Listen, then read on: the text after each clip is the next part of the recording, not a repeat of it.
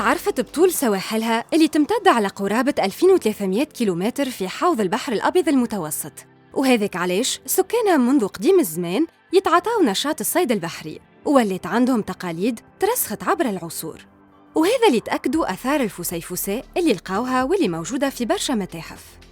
تونس عندها زوز وجهات على البحر، واحدة شمالية والأخرى شرقية، ونشاط الصيد البحري فيها يعتبر نشاط أساسي بالنسبة لسكانها منذ القدم.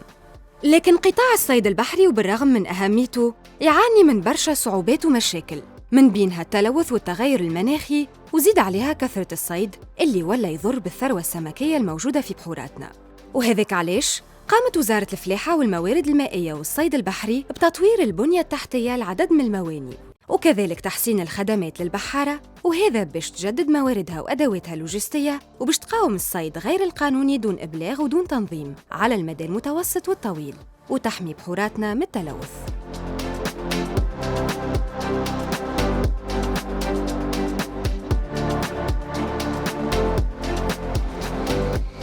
الهدف الاستراتيجي الأول بالنسبة للإدارة العامة للصيد البحري هي المحافظة على الثروة السمكية. الهدف هذا يتم تحقيقه عبر عديد السبل، من خلال دوريات مشتركة مع المتدخلين في قطاع المراقبة، بالأساس حرس، شرطة وديوانة والتجارة اللي اليوم قاعدين نقوموا مع بعضنا في التصدي لكل ما هو مسالك توزيع غير قانونية. المراقبة كذلك تتم على مستوى البحر، وعلى مستوى البحر تمكننا في السنوات الأخيرة من تدعيم الأسطول متاعنا باقتناء خافرتين بطول 10 أمتار، وهي قاعدة اليوم تقوم بعمل جبار على مستوى خاصة خليج جابس، وين ثم معنا إمكانيات كبيرة للصيد عشوائي، واليوم قاعدة تعاون فينا بالاشتراك مع السلطات الرسمية، الديوانة، الحرس والجيش الوطني، جيش البحر، في تصدي لكل ما هي مظاهر صيد عشوائي. كيف أخيرا تم اقتناء على شكل هيبة ولا في شكل هيبة من اليابان لخافرتين بطول 26 متر، وإن شاء الله تدخل في القريب العاجل حيز الاستغلال. كيف عنا انتداب أعوان، واللي صار عام 2018 تم انتداب 70 عون حرس صيد بحري، واليوم قاعدين مع التكوين المستمر، مع التأطير من الأخيان اللي موجودين في الجهات وفي الإدارات المركزية، قاعدين اليوم يعطيوا في أكلهم، وقاعدين اليوم نلاحظوا أنه ثم تطور كبير في الأداء وثم نجاعة كبيرة، وخلنا اليوم نحققوا الأهداف تقريبا متاعنا في كل ما هو محافظة على الثروة السمكية. في هذا المجال زاد اليوم الأعوان هذوما اتكونوا بشكل جيد ومتميز في كل ما هي مراقبة عن بعد عبر الأقمار الاصطناعية الفيسل مونيتورينج سيستم، واللي خولها لنا وسمح لنا باش نقوموا بها اليوم. التحوير اللي صار في القانون في 2013 وفي 2018 وصلنا اليوم نجموا نعملوا مراقبة عن بعد ومخالفة كل من تسول له نفسه الاعتداء على الثروة السمكية. وفي الإطار هذا تقريبا نقول لك أنه في 2013 في 2023 عملنا في حدود 320 مخالفة عن بعد عبر الأقمار الاصطناعية.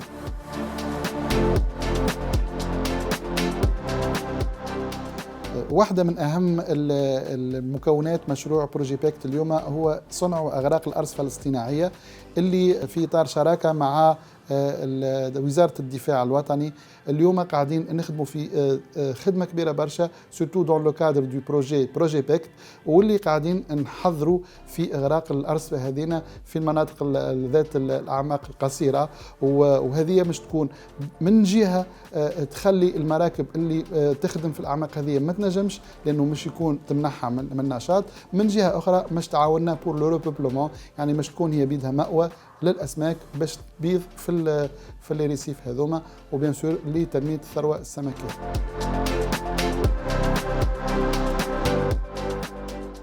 ومن جهة أخرى اهتمت وزارة الفلاحة والموارد المائية والصيد البحري منذ سنة 2006 تربية الأحياء المائية. هذاك علاش تم بعث المركز الفني لتربية الأحياء المائية اللي قاعد يقوم بجهد كبير، خاصة في مجال اقتراح محاور البحوث ودراسة المشاريع ومواكبة التطور الحاصل في تربية الأحياء المائية في العالم لاستعمالها في تونس. إضافة لهذا الكل، فإنه المركز يقوم بتجارب نموذجية لتربية الأحياء المائية سواء في البحر أو في المياه العذبة، وكذلك تربية الأحياء المائية في السدود والبحيرات الجبلية.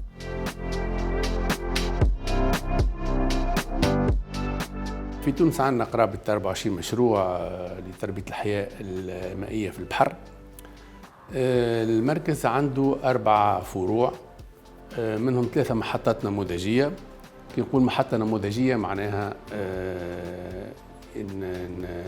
نثمنوا فيها نتائج بحث، والحقيقة معناها في كل عام عندنا أقل شيء ما بين 15 و 20 مستثمر يجي بطريقة تطبيقية كيفاش يتعلم يربي هالنوع هذا نتاع تربية الأحياء المائية. كيف في خلال 3-4 أيام يتعلم ياخذ نقولاني الباز، معناها باش يعرف كيفاش يربي النوع نتاع الحوت هذايا، وشنو هي الصعوبات وشنو هما المشاكل الصحية وشنو المشاكل الفنية والتقنية، معناها يخرج ملم بالعديد من الحاجات اللي هو تساعده باش يخمم باش يعمل بروجي ولا باش يطور البروجي اللي عنده.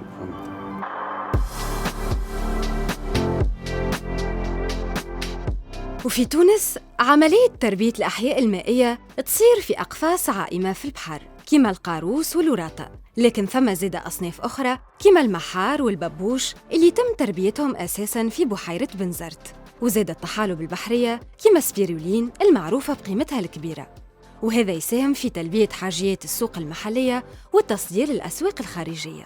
وهذا اللي خلى قطاع الصيد البحري عموماً ونشاط تربية الأحياء المائية يتطور برشا في السنين الأخرى في بلادنا، وكمية الإنتاج ذات الجودة العالية اتطورت بشكل هام.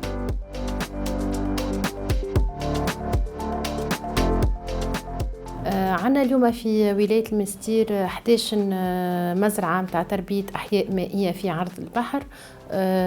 تستعمل المزارع هذه تقنية التربية في الأقفاص العائمة. الإنتاج متاعها يتمثل خاصة في أسماك الوراطة والقاروس، وعنا نوع صنف جديد هو سمك القربو. الإنتاج متاع الشركات هذه ذو جودة عالية، يتم تسويقه بالسوق المحلية وأيضا في جميع أنحاء العالم.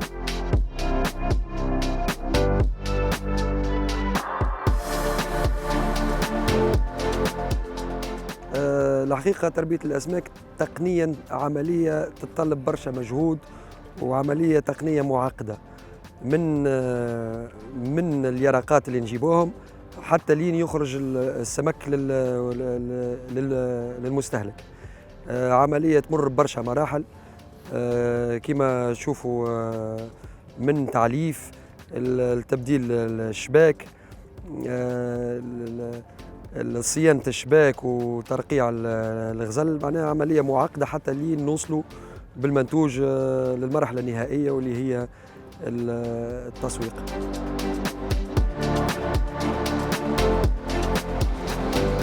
عندنا أصناف ننتجوها في تربية الأحياء المائية تتفرد بها ولاية بنزرت، مثلا تربية البلح البحر والمحار الجوفي اللي ما يتربى كان في بحيرة بنزرت. عندنا مشاريع متاع تربية طحالب اللي هو مشروع متفرد وفريد من نوعه، موجود كان في ولاية بنزرت على ضفاف البحيرة. ناهيك مشاريع تربية الأسماك القاروس والوراطة كما بقية الجهات، عندنا في غار الملح 3 مشاريع.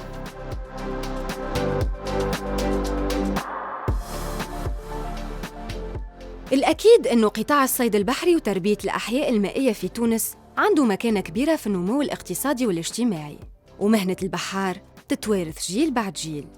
الأجيال السابقة كانت تستعمل معدات وطرق تقليدية باش يصطادوا الحوت اللي قل استعمالها اليوم بشكل كبير. وفي لمحة سريعة بين الماضي والحاضر نلقاو شكون من البحارة حافظوا على استعمال الطرق التقليدية والانتقائية كما الدرينة والشرفية، وجيل جديد من البحارة التوانسة يحاول يغير من أدواته وطريقة الصيد باش يواكب التطور اللي صاير في بلدان أخرى، وهكا تكون عنده أكثر مردودية.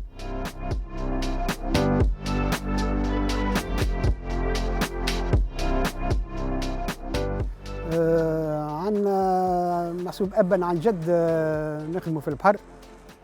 هذا تروازيام جينيراسيون من وقت الاستقلال، وعندي الأولاد باش يكملوا بعدي أنا. نخدموا ديما حوت، وحوت ذات جودة رفيعة، مثل الباقري، لانغوست، المنان، طنوط، برشا حوت اللي خارج للوسق. ونخدموا حوت المرشي بتاعنا زاده.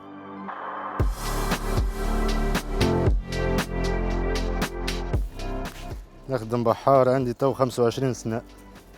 أنا جيت للبحر خاطر ورثناه، بابا بحار، جدي بحار، كلها بحار. قبل كانوا يصطادوا كيفنا نحنا هك، مي كان الخير موجود، كان الحوت موجود بالكدي بالكدي.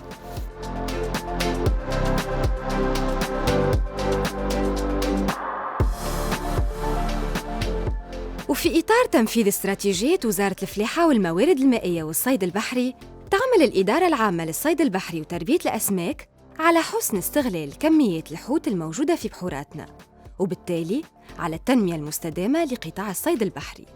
هذاك علاش قامت في إطار اتفاقية مع مصالح وزارة الدفاع الوطني بوضع أرصفة اصطناعية بسواحل كل من جربة وقرقنة وجابس.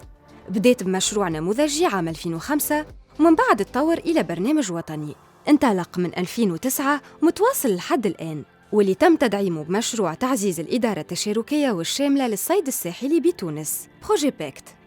وهالبرنامج الوطني لحماية المصائد البحرية بإغراق الأرصفة الاصطناعية بخليج جابس يتمثل في صنع وإغراق كتل من الإسمنت توزن الوحدة 3 أطنان على الأقل.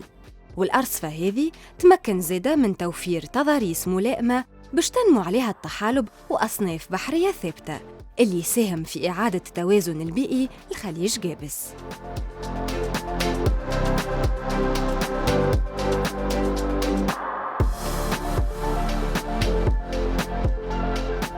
مرتاح قبل البحر، ما تلقاش خوه بحر جابس راهو في كامل الجمهورية زاد. تو من هالبرت هذايا ما عادش يصلح حتى شيء،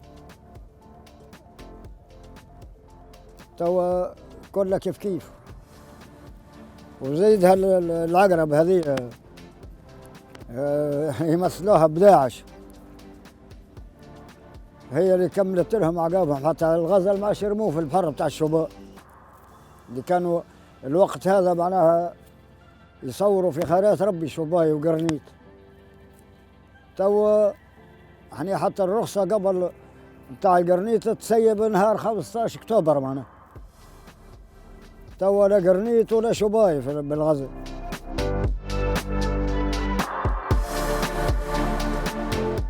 التغير المناخي هو مصدر تهديد كبير لقطاع الصيد البحري في تونس، ويمثل مشكل كبير لبرشا بحورات في عدة مناطق، على رأسها خليج جابس بما أنه يعتبر محضنة البحر الأبيض المتوسط، واللي بالرغم من أهميته وخصوصيته قاعد يتحمل في تأثيرات التغير المناخي، منها انتشار الأصناف الغازية كما الكروفيت المقلوبة والسلطعون الأزرق بسبب قدرته على الانتشار وغزاء كل شواطئ خليج جابس، وسبب مشكلة كبيرة للبحارة خاصة الصغار. فالتغير المناخي زيد عليه الصيد الجائر والصيد غير القانوني دون إبلاغ ودون تنظيم والنقل البحري، هما يمثلوا المشكل الكبير لقطاع الصيد البحري في تونس. وهذاك علاش سعات وزارة الفلاحة والموارد المائية والصيد البحري عبر الإدارة العامة للصيد البحري وتربية الأسماك مجابهة التغير المناخي والتنقيص من تأثيراته، وقامت بعدة برامج كما الخطة الوطنية للتشجيع على الصيد وتثمين وترويج سلطعون البحر في خليج جابس، وحملات توعية لفائدة البحارة لحماية البيئة البحرية بشكل عام.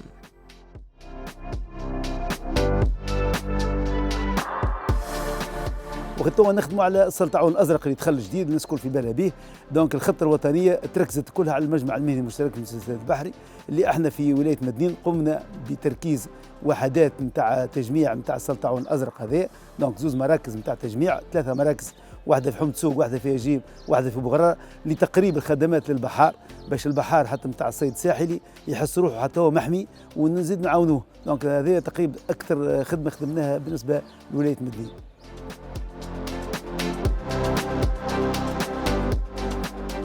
وباش ننوعوا في المنتوج السياحي في تونس، وقعت إجراءات لتطوير سياحة الصيد البحري الترفيهي في برشا مواني للاستفادة من المناظر الطبيعية الخلابة.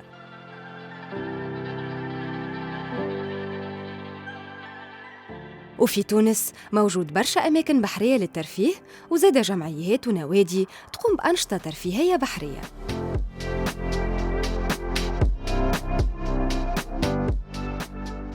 بالنسبة للفضاء متاعنا يتمثل في اللي هو سميناه إيكوران سيدي مشرق، ويتمثل في مركز تخييم وتنظيم الأنشطة الاستكشافية الإيكولوجية. معناها الهدف متاعنا هو الفالوريزاسيون متاع البوتنسيال الموجود في المنطقة متاعنا، كسوا معناها الحاجات الموجودة في الجبل ولا في البحر، عن طريق بعض الأنشطة. نذكر مثال نشاط الروندوني ونشاط الغطس الترفيهي، وهما أنشطة نحن نوجههم للزوار اللي يجونا، هم أنشطة معناها نتاع هواة باش الناس تجي تكتشف الطبيعة، تمارس الرياضة وبيان سير باش تتفرد.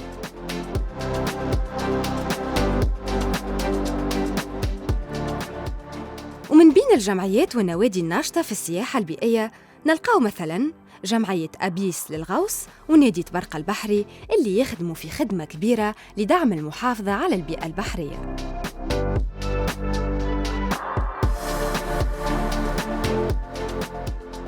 الأنشطة اللي عندنا أنشطة متنوعة. أولاً التكوين في مجال الغوص، نكونوا في شبان في درجة أولى ودرجة ثانية، واللي ساعدهم بعد في إيجاد مواطن شغل. فهمتني؟ نادي الغوص يلعب دور هام في السياحة البيئية والسياحة كذلك في منطقة برقة، على أساس أنه يؤموا من جميع أصقاء العالم.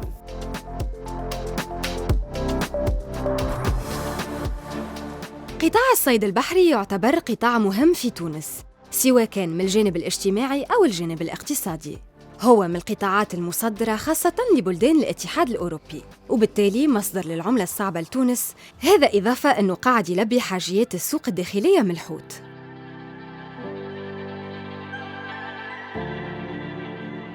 إذن فإنه جودة المنتوج التونسي من الحوت قاعدة تستهوي برشا أسواق أخرى في العالم. وعلى خاطر قطاع الصيد البحري مهم جداً على الاقتصاد التونسي، يعمل المعهد الوطني لعلوم وتكنولوجيا البحار على إجراء دراسات ويقوم بتحاليل مخبرية نوعية باش يزيد يساعد على تحسين كميات الإنتاج وخاصة نوعية الإنتاج.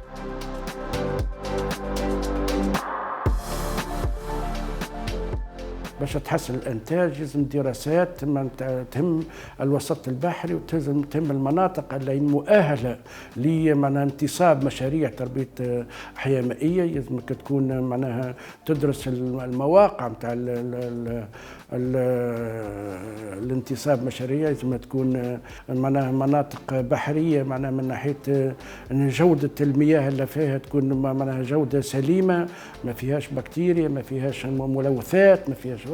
المعهد يقوم بالدراسات هذه باش يقع معناها يحدد المناطق اللي هي تكون مؤهله بصفه معناها جيده لانتصاب المشاريع هذه. كذلك المعهد معناها يدرس النوعيات نتاع ما تكونش مربوطه بالقاروص والوراثه برك، من نوعيات جديده.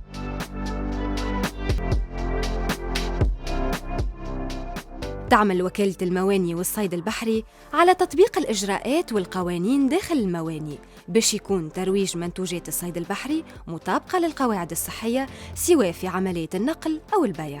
هذا مع كونها زادة تسهر على تشغيل وصيانة وحماية البيئة داخل المواني.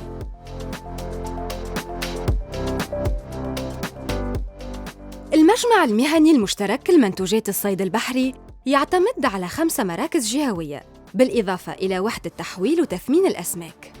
المجمع قاعد يخدم في خدمة كبيرة باش الثروة السمكية في تونس يكون عندها أكثر مردودية اقتصادية، سواء للسوق الداخلية وكذلك للتصدير وخلق أكثر مواطن شغل من خلال التنسيق بين مختلف الوحدات اللي تمر بها المنتجات، كما قاعد يسهل التشاور بين المهنيين والإدارة لضبط أهداف المنظومة والمساهمة في تعديل السوق من خلال التعاون والتنسيق مع الهياكل المهنية والإدارية المعنية. ومن أهم أدوار المجمع هو تجميع وتحليل وتوثيق المعطيات وبعث بنك للمعلومات والقيام بالدراسات حول واقع وآفاق قطاع الصيد البحري وطنياً ودولياً.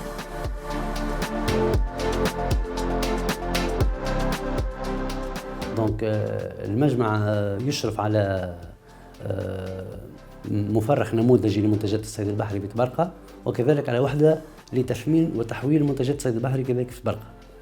دونك هذوما عبارة على مخبرين توضعوا على ذمة المهنة والطلبة للقيام بتجارب في مجال تطوير الأسماك تربية الأسماك البحرية، وكذلك من أجل تثمين وتحويل المنتجات الصيد البحري.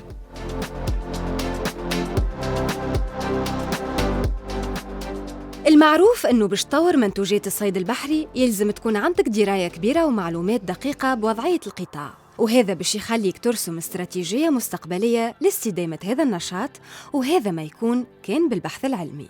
فمعرفة أدق المعلومات على موارد الصيد البحري شرط أساسي لكل سياسة مستقبلية للقطاع.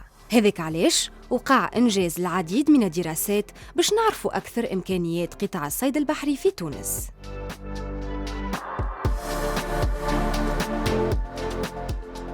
أهمية البحث العلمي بالطبيعة لازمة للصيد البحري، خاطر الصيد البحري بتاعنا بقى تقليدي في العديد من المراحل، واحنا كمعهد وطني للعلوم الفلاحية من 73 بدينا تكوين المهندسين اللي هم يشكلوا حاليا الإطارات الكل المشرفة على ميدان الصيد البحري جهويا ومحليا ووطنيا. فالتكوين ساهم ياسر في تطوير الصيد البحري في المتابعة اليومية، في متابعة المشاكل المجرة على نقص الموارد الصيدية، على مجهود الصيد البحري اللي ولا قوي ياسر وأثر ياسر على المخزون بتاع الصيد البحري. هذه كلها مساهمة البحث عاونت لتجاوز الصعوبات هذه.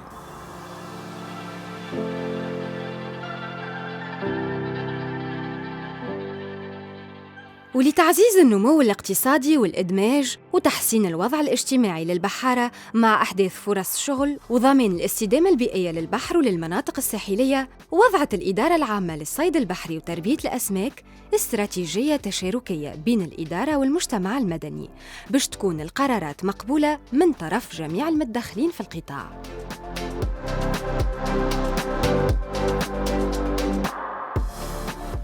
قبل كانت يخدموا بالكوالت بالمقداف، غزل معناها عندهم شويه، فهمتوا، يخدموا على روحهم مستقلين. توا معناها تطورت الدنيا، فهمت، اللي رجعت كان الكيس والكركاره، فهمت، والبالانسي. البحار صغير ما عاد لحق لحد شيء، فهمت، عاد شيء ما عاد لحق. تو كيف هنا نحكي لك معناها تو كيما عملوا نخدموا لهنا مش بعيد ياسر، حكايه ميل يمكن على البرتاجين. معناها شناش نخدموا معانا احنا ندوروا نجيبوا في طاره ونص ويجيب لك 1200 طاره. معناها حوت مازال كيما خالقه، معناها فهمت، ماش لاحقين شيء، حتى شيء ما عاد لاحقين. تو كيما تو المسر، تو كيما تو نرموا الشلبه والقراض والمنكوس والبوكيت كلها نرموها هابط، ماش لاحقين. يعرضوا شناش والبالانسيه في الحي يخطفوا واحنا نقعدوا نتفرجوا هكا.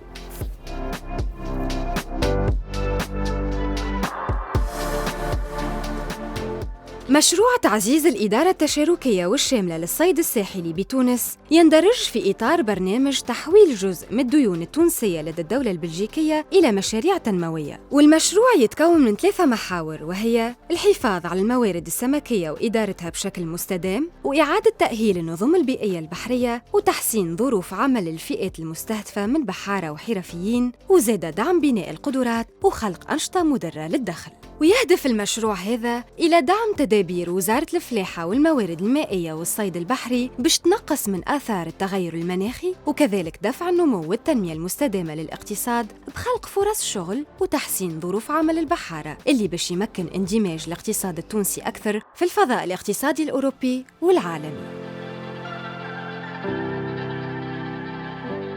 Ce projet était maintenant tout à fait finalisé en termes de préparation et on est dans la phase de mise en œuvre. Et vous allez le voir, je pense, qu'il y a des projets dans la région de Gabès, des contacts bien sûr avec les pêcheurs pour voir quels sont les besoins, des contacts aussi avec les institutions qui forment au métier de la pêche et bien sûr une volonté de renforcer et de protéger les ressources de la pêche. Parce qu'il y a toute une problématique de pêche illégale par exemple, parce qu'il y a aussi une problématique de dégradation du milieu et de le faire en bonne coordination avec les premiers intéressés qui sont les pêcheurs bien évidemment. Donc nous le faisons avec bien sûr le ministère de l'Agriculture, des Ressources hydrauliques et de la Pêche et la Direction Générale qui se consacrent spécifiquement à ce secteur. Nous le faisons ensemble et donc maintenant on est passé dans la phase de mise en œuvre. C'est ce que vous avez vu, par exemple, la conception et même la fabrication de récifs artificiels de béton qui seront immergés le moment venu dans la région de Gabès. En fait, ces récifs artificiels ont pour but, bien sûr, de protéger la côte, mais aussi de créer des milieux permettant aux poissons de se reproduire. Donc c'est une contribution également aux ressources halieutiques et à l'environnement. Et il y a également, et vous avez eu l'occasion de le voir également, une volonté de réaménager, d'apporter des moyens à des écoles de formation de pêche ou de contribution à la formation à la pêche et renforcer les capacités du monde de la pêche. Donc on est dans cette phase-là très, très concrète maintenant et j'espère bien sûr dans un tout proche avenir avoir l'occasion d'aller sur place pour voir l'immersion de ces récifs artificiels et pour rencontrer également à nouveau non seulement les autorités tunisiennes et du ministère de l'Agriculture et de la Pêche, mais surtout les bénéficiaires de ce projet que nous avons en commun avec la Tunisie.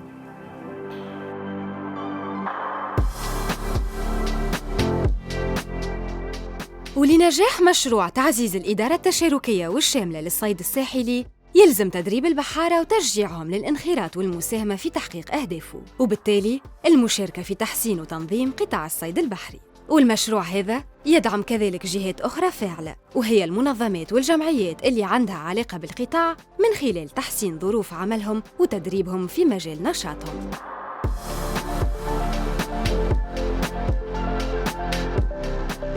احنا نخدموا في المجال متاع التخصص متاعنا، معناها نعاضدوا المشروع متاع بروجي باك عبر التكوين والإرشاد في المجالات اللي ضبطناها معاهم واللي يعتبروها هم أساسية والتزموا لدى الممول باش ينجزوها. دونك احنا نعاونوهم في الشيء هذاك، وكما قلت في المقابل المشروع يدعم مراكز التكوين اللي ساهمت في التكوين والإرشاد ببعض التجهيزات، بتحسين بعض الفضاءات باش تكون معناها فضاءات جذابة للمتكونين.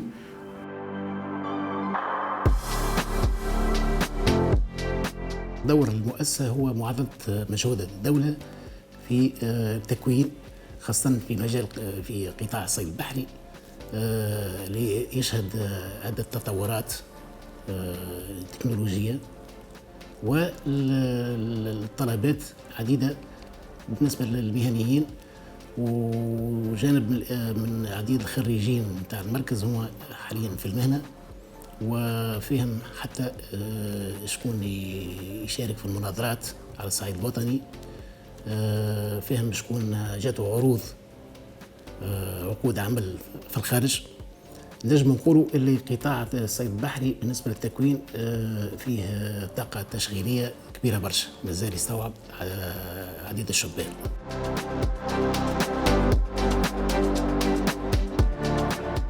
بفضل الخبرة الفنية والعلمية للمهندسين والفنيين المتخصصين في علوم الثروة السمكية والبيئية، تمكنت الإدارة العامة للصيد البحري وتربية الأسماك من تنفيذ العديد من البرامج بشكل جيد.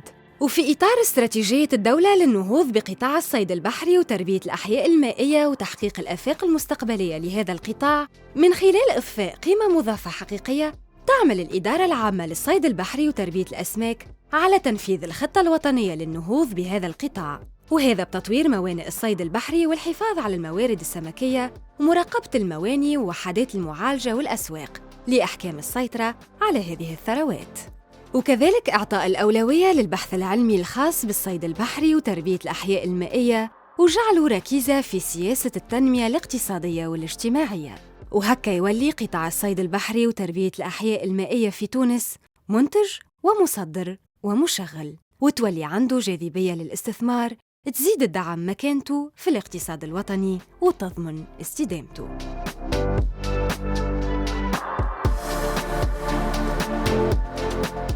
الهدف الاستراتيجي الرابع بالنسبة للإدارة العامة للصيد البحري وتربية الأسماك هو تنمية قطاع تربية الأحياء المائية وبالأساس تربية الأسماك البحرية.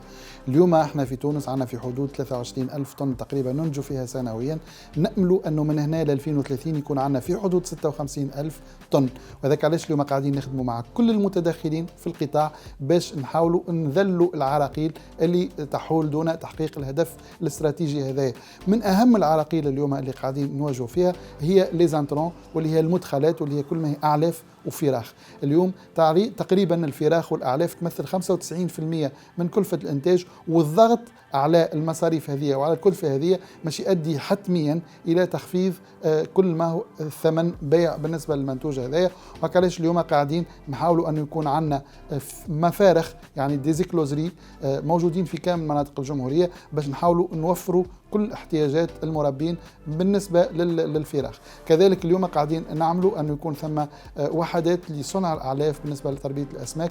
اليوم قاعدين نخدموا في مجهودات كبيرة برشا مع المجمع المهني المشترك لمنتجات الصيد البحري للعمل على تحسين الجودة من خلال القيام بدورات تكوينية لفائدة المصنعين، كذلك البحث عن أسواق جديدة اللي نحاولوا نوصلوا لها المنتجات متاعنا، لأنه اليوم الأسواق التقليدية تقريبا يسمو ساتوري، وكعلاش اليوم أسواق كما جنوب شرق آسيا كندا دونك قاعدة تحل لنا في آفاق جديدة في القطاع. ما ننساوش زاد الجانب الآخر واللي هو الجانب الاجتماعي والاقتصادي على المستوى الوطني، لأنه اليوم التونسي عنده تقريبا مصادر البروتينات الحيوانية قليلة برشا، وإحنا اليوم كيف ندخلوا الأسماك وكيف نوصلوا للي وصلنا له اليوم 11.5 كيلوغرام تقريبا، واللي هي مش بعيدة برشا على المعدلات الدولية اللي في حدود 20 كيلوغرام. اليوم قاعدين نخدموا في خدمة كبيرة برشا لتحسين مسالك التوزيع وللتشجيع على التوزيع خاصة في المناطق الداخلية باش نوصلوا هالبروتينات هذه، باش نوصلوا الأسماك للمواطن العادي في كافة مناطق الجمهورية، وكيف كيف نعملوا على أنه يكون ثم إيكيتابيليتي بين كل أفراد المجتمع باش ينجموا ياكلوا الحوت كما يلزم.